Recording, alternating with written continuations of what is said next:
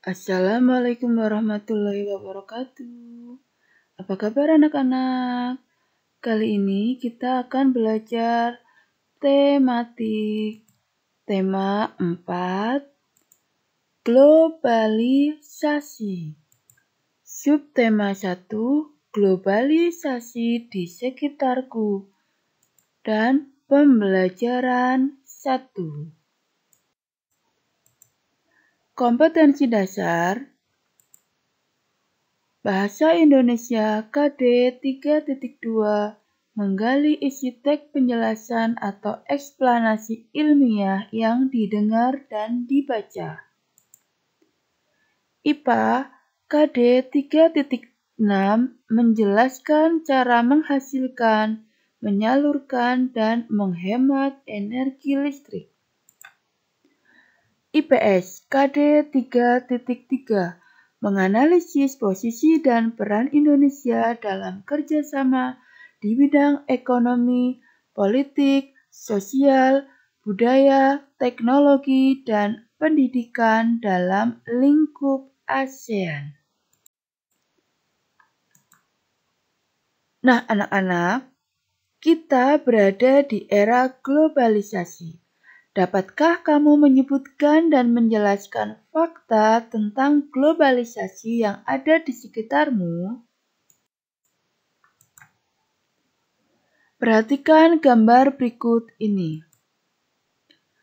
Gambar ini adalah peta dunia. Kamu bisa melihat di situ ada gambar benua-benua, ada benua Amerika, benua Asia, benua Afrika, benua Australia, dan benua Eropa. Kalian bisa melihat di situ ada produk jam dari negara Swiss, karpet dari Turki, boneka dari Tiongkok, mobil dari Jepang, dan batik dari Indonesia. Bisa melihat dalam tayangan berikut ini. Kalian bisa lihat batik dari Indonesia, karpet dari Turki, boneka dari Tiongkok, mobil dari Jepang, jam tangan dari Swiss, dan susu dari Selandia Baru. Globalisasi memungkinkan beragam produk dari negara lain dapat kita temui. Kita bisa menemui berbagai makanan dari negara lain seperti pizza, jam tangan, atau boneka dari negara lain. Produk Indonesia juga bisa ditemui di luar negeri, misalnya batik. Perkembangan komunikasi dan transportasi menjadikan barang-barang tersebut mudah ditemui di negara lain. Globalisasi dimulai di abad 20. Seiring dengan perkembangan teknologi, terutama teknologi di bidang komunikasi. Dengan ditemukannya televisi, komputer, telepon, dan perangkat komunikasi lainnya menjadikan informasi menjadi sangat cepat diakses oleh semua orang di semua penjuru dunia hanya dalam hitungan detik. Karena itu, globalisasi juga dikatakan sebagai masa yang mampu menembus ruang dan waktu. Nah, apa itu globalisasi? Istilah globalisasi diambil dari kata bahasa Inggris. Global yang berarti meliputi seluruh dunia, mendapat imbuhan yang bisa dimaknai sebagai proses. Jadi, dari asal katanya, globalisasi diartikan sebagai proses penyebaran unsur-unsur baru berupa informasi, pemikiran, gaya hidup, dan teknologi. Globalisasi juga dapat diartikan sebagai suatu proses di mana batas-batas suatu negara menjadi semakin sempit karena kemudahan interaksi antar negara berupa pertukaran informasi, perdagangan, teknologi, gaya hidup, dan bentuk-bentuk interaksi yang lain. Nah, tahukah kamu, listrik mempunyai peranan penting di era globalisasi. Bagaimana produk listrik di era globalisasi ini? Ayo kita diskusikan. Untuk mengetahuinya, kita dapat membaca teks eksplanasi ilmiah tentang listrik. Teks eksplanasi adalah teks yang menjelaskan tentang proses terjadinya atau terbentuknya suatu fenomena alam atau sosial. Adapun struktur teks eksplanasi sebagai berikut. Yang pertama, pernyataan umum. Pernyataan umum berisi pernyataan tentang suatu topik yang akan dijelaskan proses keberadaannya, terjadinya atau terbentuknya. 2. Deret penjelas. Berisikan tentang detail penjelasan proses keberadaan atau proses terjadinya. Sangat relatif untuk menjawab pertanyaan bagaimana yang jawabannya berupa pernyataan. Dimungkinkan penjelasan mengingat proses perlu dijelaskan secara bertahap dan urut dari yang pertama, kedua, ketiga, dan seterusnya. Yang ketiga, penutup atau interpretasi. Berisikan kesimpulan atau pernyataan tentang topik atau proses yang dijelaskan. Listrik memiliki peran penting di era globalisasi. Tidak dapat dimungkiri bahwa globalisasi terjadi karena perkembangan teknologi di berbagai bidang yang didukung oleh peran listrik sebagai sumber energi di dalamnya. Dengan ditemukannya televisi, komputer, dan telepon genggam, arus informasi menyebar dengan begitu cepat ke berbagai negara di berbagai belahan dunia. Kebutuhan akan listrik kemudian menjadi suatu hal yang harus dipenuhi bagi semua negara di era globalisasi saat ini. Cara menghasilkan energi listrik. Energi listrik dihasilkan oleh sumber energi listrik. Contohnya air, angin, sinar matahari, panas bumi, dan bahan kimia. Berikut beberapa proses menghasilkan energi listrik dari beberapa sumber energi listrik. Yang pertama, air atau pembangkit listrik tenaga air. Air yang mengalir dapat menghasilkan energi. Misalnya air terjun, sungai, dan ombak. Indonesia memiliki banyak potensi aliran air yang bisa dimanfaatkan sebagai sumber energi listrik baru. Biasanya sumber energi air ini terdapat di daerah pegunungan atau tempat tinggi lainnya.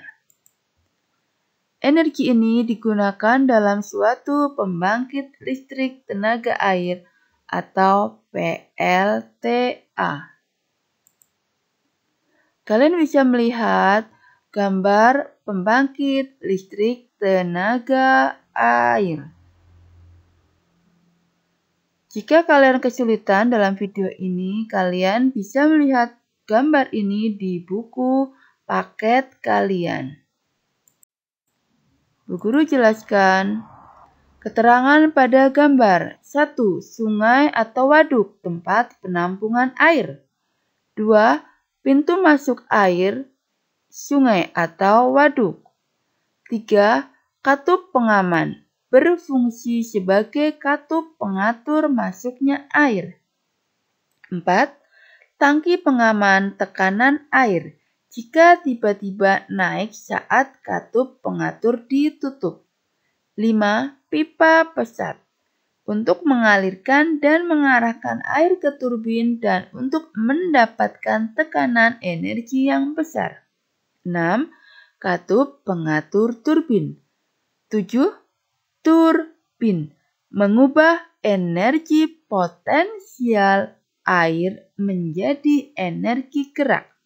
8. Generator, yaitu menghasilkan energi listrik dari energi gerak. 9. Transformer untuk transfer energi listrik antar dua sirkuit dengan induksi elektromagnet. 10. Saluran transmisi. Fungsinya sebagai penyalur energi listrik ke konsumen. Komponen utama pada semua pembangkit energi listrik adalah turbin dan generator. Turbin tersebut harus bergerak untuk menghasilkan energi gerak yang kemudian diubah menjadi energi listrik oleh generator. Energi penggerak turbin selain dari aliran air juga bisa didapat dari angin, panas bumi atau PLTU dan sumber energi lainnya.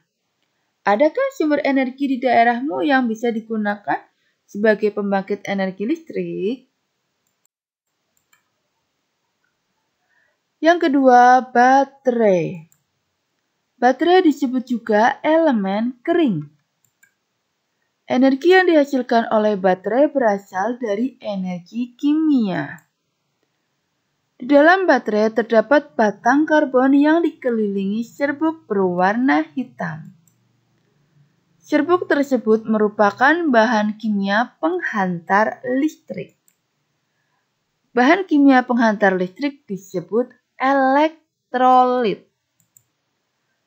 Dalam baterai, batang karbon dan serbuk dibungkus dengan seng. Pembungkus seng berfungsi sebagai kutub negatif baterai, sedangkan batang karbon berfungsi sebagai kutub positif. 3. Aki atau akumulator. Aki disebut elemen basah. Di dalam aki terdapat larutan asam sulfat yang berfungsi sebagai elektrolit. Kutub positif aki berupa pelat timbel dioksida, sedangkan kutub negatifnya adalah pelat timbel. Dalam menghasilkan energi listrik, kedua pelat tersebut bereaksi dengan larutan asam sulfat. Energi listrik aki jauh lebih besar daripada baterai. Saat aki digunakan, misalnya untuk menyalakan televisi, maka akan terjadi perubahan dari energi kimia menjadi energi listrik. Jika energi dalam aki habis, maka aki harus disetrum atau diisi ulang. Saat itulah terjadi perubahan dari energi listrik menjadi energi kimia. Terakhir, dinamo. Dinamo dibedakan menjadi dua, yaitu dinamo arus searah atau DC dan dinamo arus bolak-balik atau AC. Dinamo terdiri atas magnet, cincin geser, dan kumparan. Magnet terletak di antara kumparan dan terhubung ke kepala dinamo. Perbedaan antara dinamo AC dan DC adalah pada cincin geser yang digunakan. Pada dinamo AC menggunakan cincin belah atau komutator, sedangkan pada dinamo DC menggunakan cincin ganda.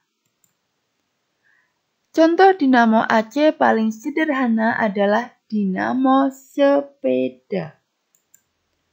Ketika roda berputar, kepala dinamo ikut berputar. Dengan demikian, magnet di antara kumparan juga berputar. Syarat agar kepala dinamo berputar adalah kepala dinamo harus menempel pada roda sepeda. Putaran magnet di antara kumparan inilah yang menimbulkan arus listrik. Semakin cepat roda berputar, maka akan semakin besar arusnya. Artinya, energinya juga semakin besar. Jika dihubungkan dengan lampu, nyala lampu akan semakin terang. Nah, anak-anak, demikian penjelasan Bu Guru tentang tematik tema 4, subtema 1, pembelajaran 1. Semoga kalian semua paham. Selamat belajar. Terima kasih. Wassalamualaikum warahmatullahi wabarakatuh.